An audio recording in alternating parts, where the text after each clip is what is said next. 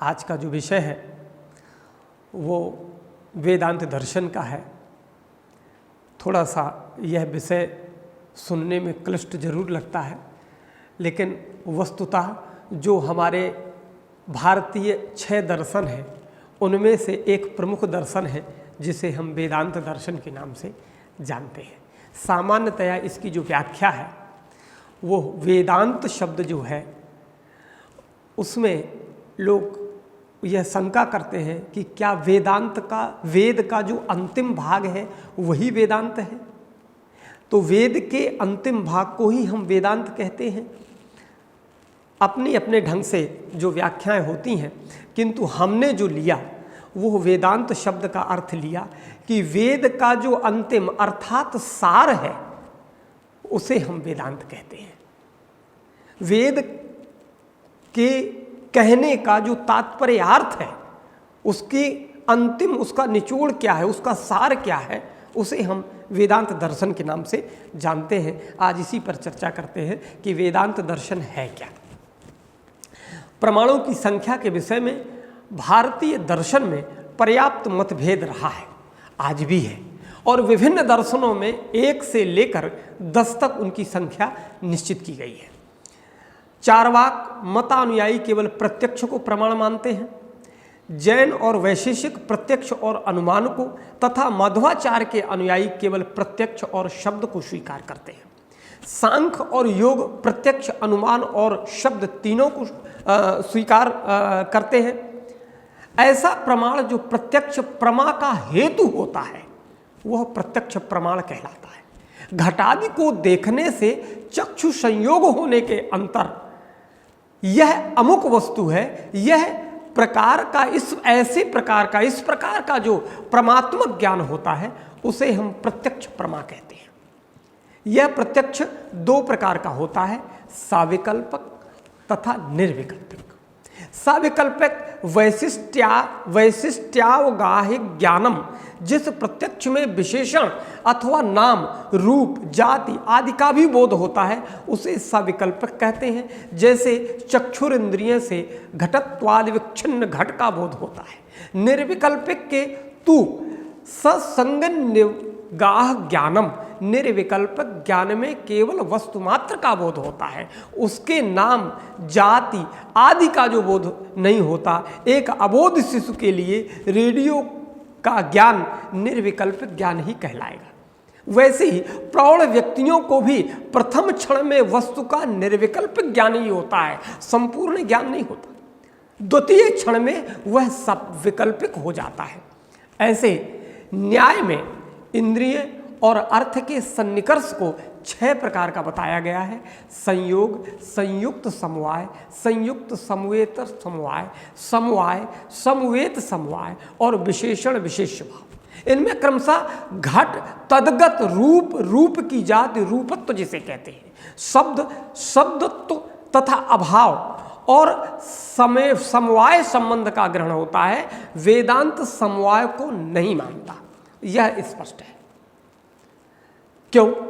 उसके अनुसार वस्तु और तद्गत रूप बिल्कुल एक है, उनमें तादात्म्य है। अतः उसके अनुसार सन्निकर्ष केवल 5 है: संयोग, संयुक्त, तादात्म्य, संयुक्ताभिन्न, तादात्म्य। तादात्म्य तथा अभिन्न तादात्म्य अभाव के ग्रहण के लिए यह एक भिन्न अनुपलब्धि नामक प्रमाण मानता है, और समवाय उसके अनुसार कोई वस्तु ही नहीं है ऐसा स्वीकार करता है। अतः इन दोनों के ग्रहण के लिए विशेषण विशेष भाव सन्निकर्ष मानने की उसे आवश्यकता नहीं पड़ती है। प्रत्यक्ष के भी हम देखते हैं कि 2 भेद किए गए हैं। वह 2 भेद, एक इंद्रियों से जन्य और दूसरा इंद्रियों से अजन्य। इंद्रियां केवल 5 ही हैं। मन के इंद्रियत्व का वेदांतियों ने सशक्त खंडन किया है, चूंकि वेदांतकार स्पष्ट करता है कि मन कुछ है ही नहीं, इसलिए सशक्त खंडन करते हुए वो कहते हैं अतः सुख दुख आदि का प्रत्यक्ष इंद्रिय जन्य है। वो 5 इंद्रियों में घ्राण, जिह्वा, त्वचा तो अपने अपने स्थान पर रहकर ही विषय का ज्ञान करती है, पर जो कर्ण है, कान है, चक्षु हैं, देखने के लिए नेत्र हैं, वो विषय के स्थान पर स्वतः पहुंच जाती है और उसे वस्तु या शब्द के संयोग करके विषय को ग्रहण करवाती हैं। शब्द ग्रहण में नैयायिकों की वीची तरंग न्याय प्रक्रिया को वेदांती नहीं स्वीकार करता। अतः हम बात करते हैं कि अनुबंध चतुष्टय जो विषय के अंतर्गत है वो क्या है। तो 5 ज्ञानेंद्रियां, 5 वायु, मन तथा बुद्धि, इन 17 तत्वों का जो योग है वही सूक्ष्म शरीर कहलाता है। सामान्यतया स्थूल शरीर का अंत मोक्ष है, किंतु यह गलत है। संसार के आवागमन से मुक्त हो जाना ही हम मोक्ष मानते हैं। पुनरपि जननम पुनरपि मरणम से निजात पा लेना ही मोक्ष है। यह सभी संभव है जब हम अच्छी पुस्तकें, उपनिषद आदि को पढ़ करके विषय को आत्मसात करेंगे, श्रुतियों स्मृतियों का विशद ज्ञान प्राप्त करेंगे। पढ़ने के पूर्व इन विषयों को ध्यान में रखना आवश्यक है। जैसे उन्होंने अनुबंध चतुष्टय के अंतर्गत ये बातें कहीं कि पढ़ने का अधिकारी कौन है, यह विचारणीय बात है। दूसरी, इससे किस विषय को निबद्ध किया गया है। तीसरा, लिखित विषय से पुस्तक का संबंध क्या है। चौथा, ग्रंथ को पढ़ने का प्रयोजन क्या है। तत्र अनुबंधो नाम अधिकारी विषय संबंध प्रयोजन। कोई भी व्यक्ति कोई भी कार्य करता है तो निश्चित रूप से सबसे पहले वह प्रयोजन देखता है कि इसमें प्रयोजन, इसको पढ़ने से क्या लाभ होगा, क्या हानि होगी, इसका उद्देश्य क्या है।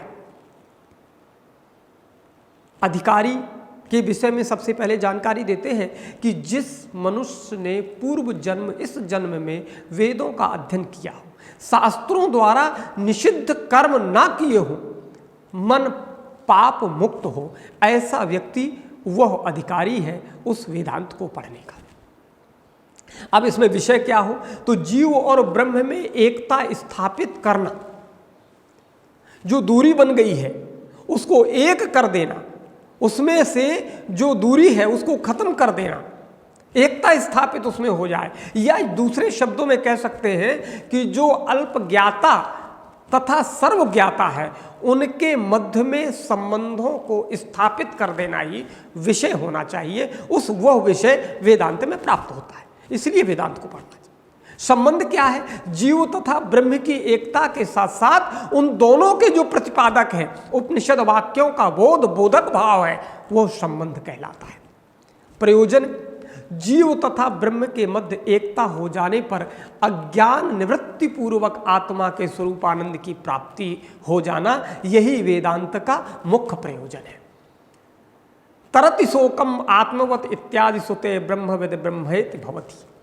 अर्थात जो इसका मुख्य प्रयोजन है, अर्थात जो आत्मा और परमात्मा दोनों के बीच की जो दूरी है वो खत्म हो जाए और स्वयं तरति शोकम आत्मविद हो जाना, यही वेदांत का प्रयोजन है। अर्थात जो अज्ञान है वो चला जाए और ज्ञान की लौ अंदर जल जाए, स्वरूपानंद की प्राप्ति हो जाए, वही इसका मुख्य प्रयोजन है। तो यह वेदांत का मुख्य प्रतिपादित विषय है जिसे हम आपको जरूर पढ़ना चाहिए। आगे इसकी विशद व्याख्या हम करेंगे अगले भाग में।